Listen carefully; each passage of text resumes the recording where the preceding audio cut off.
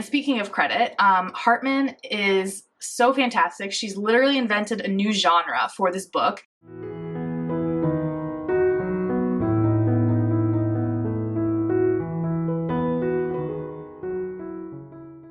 Hello, my name's Ketevan. Welcome or welcome back to my channel. I am super excited about today's video because it is the first video in a new series and I'm really excited to get going on it. I've been talking about it for quite a bit on this channel and it's finally here, it's happening, we're starting. It's taken a minute, but that's okay. So I'm gonna start by talking about why I decided to do this series, how it's going to work, all the general disclaimers that go along with it. So all of that's gonna be in the beginning. And so if you wanna skip straight to the books on love and marriage, feel free, there's timestamps below, no problem. And I'm also going to be doing a 200 subscriber Q&A, so I have more details about that in the outro, but that'll be coming soon as well. So let's start by talking about why I'm doing this series. I've mentioned a couple times, initially this project was meant to be a sort of polyamorous or non-monogamy reading list that kind of quickly grew out of scope and I realized that there's actually a lot more to it than just one or two videos that I was initially planning. So I decided to make it into a series and I decided to broaden the scope a bit because the vast majority of books that are helpful for non-monogamous or polyamorous relationships are actually not at all about polyamory or non-monogamy, which I know might sound counterintuitive, but the truth is that problems in polyamorous relationships are scarily similar to the problems in monogamous relationships. So a lot of the resources out there are actually geared towards everybody, or not specifically monogamous or non-monogamous relationships. So another reason I'm doing this series is because I've actually already read a lot of these books already, which makes it a little bit easier to do. I was a sex educator for many years, so a lot of these books I read in a more professional capacity, and then a lot of the non-monogamy specific books I read when I was first exploring non-monogamy more than 10 years ago now. So I have read quite a few of them already, and I have opinions, and that's why I want to do a series to talk about them. My main reason is that I actually realized through prepping this series that there are actually so many choices that it's incredibly overwhelming. It is not easy to pick out a book on any of these subjects. When I first started reading about non-monogamy more than 10 years ago, there were maybe 15 books to choose from, and it was relatively easy to choose out of those 15. Nowadays, there are literally hundreds. It's incredibly difficult to pick. So my main goal is actually not to create a super long list of dozens and dozens of books that are out there, but what I rather want to do is create curated lists about very specific subjects and give people an idea of which book would be best for them in whatever their goals are, whether they're on some sort of polyamorous or non-monogamous journey, or if they're totally monogamous and completely uninterested in non-monogamy, but are just interested in one of these subjects that are going to come up in the series. So now that I've explained more about why I want to do this series and my goals around it, I want to give a couple disclaimers. The first is that I'm going to be reading every single book that I feature on this channel, and the main reason for that is because I had been recommending a book previously to this booktube channel that someone I really respected said was good, and I'd been recommending it to tons of people, and then I finally read it for this series and I realized it's not actually that good anymore. And the person, I respect their opinion, I still respect their opinion, but they had read it 10 years ago, and as I mentioned, 10 years ago the choices were not plentiful, so it probably was a really good option back then, and that's just simply not the case anymore. So it's really important to me to have updated and fresh takes on every single book that is featured in this list. And also I want to make it really clear that I don't actually think that it's necessary for someone to be polyamorous to read 1, 2, 3 or more books about it. That's not the purpose of this series, is to say, oh, you gotta do this, it's important reading, required reading. That's not what I'm trying to do. This is a booktube channel, and while there are a lot of non-book related resources for relationships and non-monogamy and things like that, that's not what we're gonna be talking about here. We're gonna be talking about books, and that's because I like reading books. But that's not to say that you need to read books, or that if you're not reading books, you're doing something wrong. Not at all. As you may or may not know, I'm a huge fan of audiobooks, so whenever a book is available on audio, I will always make sure that's clear, just to make it as accessible as possible for as many people as possible. So now that that's all been said, all the disclaimers have said, let's just get straight into the video and start talking about the books. Alrighty, so the first book in our love section is Love, a very short introduction by Ronald de Sousa. He's a philosophy professor, and he takes a really broad scoping look at the concept of love and tackles it from a lot of different angles. It's very brief, it's very academic, but also pretty approachable, and he starts all the way from ancient Greece all the way until modern day. It's a bit of a history overview, but also looks at it through different philosophical lenses, lots of different things, and each section is quite short. So it's a really good introduction and overview of our Western concepts of love, and it's a really good starting point. Basically, everyone that doesn't like this book, they think that the last chapter of the book is polyamory propaganda, which of course it isn't, but maybe I'm not the best person to judge that, who knows. But essentially the last chapter discusses how there is a cultural shift happening in Western culture towards accepting non-monogamy, and that is eventually going to perhaps shift our cultural understanding of what love is. And so his acknowledgement of that is pretty dry for me. It's not it doesn't feel much like activism or, propaganda in any form, but I think he's just acknowledging the truth that cultural shift is happening and things might change as a result. So next up is True Love, A Practice for Awakening the Heart by Thich Nhat Hanh, who's a Vietnamese monk, and this is looking at love through the Buddhist perspective. It goes into the 4 types of love in Buddhism. It talks about suffering and attachment as it relates to love, and those concepts in particular are very helpful in non-monogamy, but they're helpful for everyone as well. And I think that conversations around attachment and codependency and things like that have become more common in monogamous circles, so that's interesting for everyone to read as well. But the focus of the book is actually more about how to do the inner work to be ready to love others, which is something that I think doesn't get discussed enough, because the only time it is discussed, it's usually in a very flippant way, like, oh, you gotta love yourself before you can love others, type of rhetoric that doesn't really help anybody. But this book really explores that concept a lot deeper. While it definitely has some religious components due to the Buddhism, it's really not preaching, it's not coming at this from a super religious angle, and it's well worth the read. And third on the list is All About Love, New Visions by Bell Hooks, who's a very famous Black feminist activist. This one really takes a very expansive view of love and talks about how there really is no difference between romantic and other forms of love, and that at its base core is all the same kind of love, and we just express it in different ways to different people. And she really talks a lot about how love, or rather the lack of true love in our society, is the foundation of a lot of societal ills. And so there's lots of very specific examples in the work itself, but they're very interesting and well worth a read. So the 2 main criticisms of this book is that Bell Hooks is very queer, openly queer, and this book has 0 mention of queer love, which people found quite odd. We don't really know why that's the case, but if that's the kind of thing that might bother you, then maybe another choice would be better for you.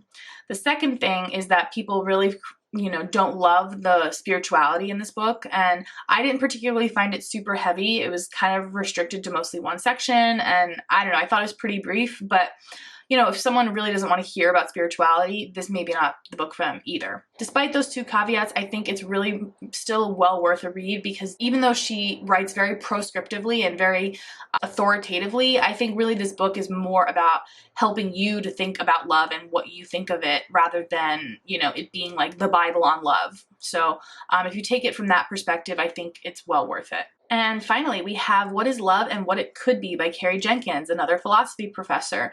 This one is definitely more of a straight philosophy text. So she sort of introduces to us all of the, major schools of thought and philosophy and how they apply to love, and kind of what the history of philosophy of love is, very briefly. And then she sort of re-examines it through a non-monogamous lens. She's openly non-monogamous, so it's a little bit more preachy than the others in the sense that, she definitely uses examples from her own life, sometimes to illustrate her points, but it is still strictly a philosophical text. It's not meant to be propaganda in any way. So this is truly a philosophical exploration, and she reminds us that this exploration and shift of viewing love through new lenses has already happened before with interracial marriage and homosexual marriage. So the first one is called Marriage, a History, How Love Conquered Marriage. So this one is written by Stephanie Coontz, and she's a history professor. So this one is a very, very detailed academic historical book with lots of very specific examples of how marriage has shifted through history and what marriage looked like, in Western cultures over thousands of years, really. And she does a fantastic job of illustrating that marriage has always been changing, always been shifting, how it works, who gets married, why they get married, that all changes throughout history based on the social and cultural needs of that group of people. And she does a really good job of explaining that our current, marriage crisis, as they like to call it, is not a crisis at all. It's just another shift in human history of marriage, and it's nothing to be super concerned over, and that all of these changes are basically happening because love has never been part of marriage before. As much as marriage has changed over the hundreds of years that we've had records of it, it really has never included love. So that's the current shift happening, and that's why, we have this, again, crisis, we'll call it, but it's not a crisis at all. And so she does a really good job of explaining the history behind that. And next up we have Polygamy, another very short introduction. This one written by Sarah M.S. Pearsall. She's also a history professor, and her specialty is actually Mormonism, and there's an entire chapter dedicated to that. But the book as a whole discusses all the different polygamous societies in North America and beyond. And its purpose is really to describe the vast diversity in different polygamous societies. Polygamy is actually a gender neutral term, so when most people are saying polygamy, they really mean polygyny, which is one man with 2 or more wives, and polyandry is one woman with 2 or more husbands. So she also dives into polygynous cultures as well as polyandrous cultures. So it's a really wide scope of all the different types of polygamous cultures in modern human history. What's really nice is that she explores this through a feminist perspective, often bringing in the women's perspectives and their opinions, and sometimes even acknowledging that the women are the ones that are advocating for the polygamy because they personally find it more safe and secure. And that brings up how a lot of polygamous cultures are polygamous specifically for cultural, economic, political, and social realities that have naturally guided those societies into those particular relationship forms. So very interesting. Again, very academic, but brief and concise, so very easy to get through. Highly recommend that one to understand polygamy, which, to be clear, is not the same as polyamory at all, but it does help you understand, how marriages can be different, and it's not just monogamous marriages in Western cultures. And now we have the last one on the list. It's probably my favorite of all 7, and it's called Wayward Lives, Beautiful Experiments: Intimate Histories of Riotous Black Girls, Troublesome Women, and Queer Radicals. Very interesting title. It's by Saidiya Hartman, another historian. She's been a Fulbright scholar, she's been a MacArthur Grant winner, she's truly at the top of her field, and this book in particular is a super deep dive into the early 1900s, looking at Black women living in urban New York and Philadelphia.